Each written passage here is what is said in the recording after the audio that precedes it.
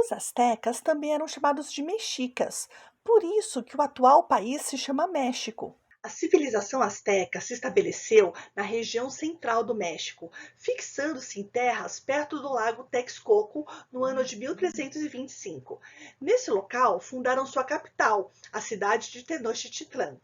Os astecas tinham uma tradição guerreira e, por isso, ampliaram seus domínios, conquistando os povos que viviam na região. Os povos conquistados eram obrigados a lhes pagar tributos, contribuindo para o aumento de sua riqueza e para a formação de um poderoso império. Assim como os outros povos nativos da América, os astecas eram politeístas e a guerra era considerada sagrada. Seu exército era composto por homens bem treinados que estavam sempre prontos para conquistar novas terras.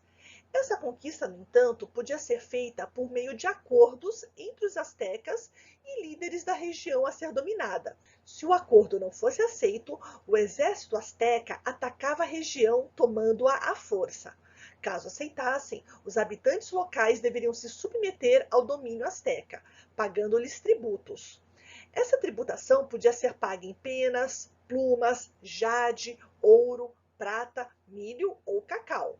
As atividades comerciais eram extremamente importantes no dia a dia dos astecas.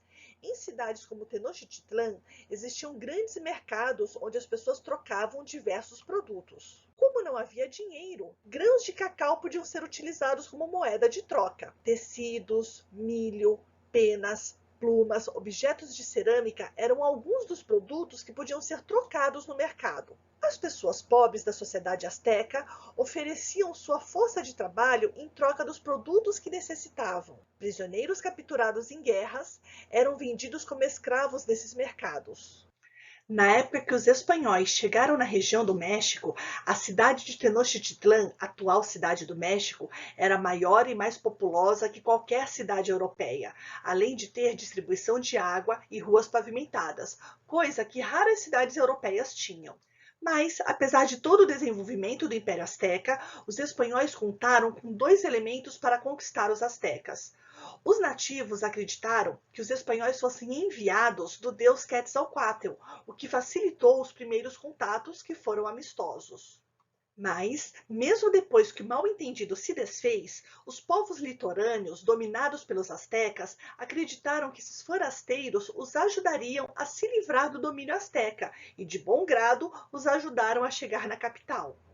O exército asteca fez uma resistência corajosa contra os espanhóis, mas não resistiram às doenças para as quais os nativos não tinham anticorpos. E os combates contra as armas de fogo também foram ferozes. Dessa maneira, Hernán Cortés dominou o Império de Montezuma, que foi o último imperador asteca.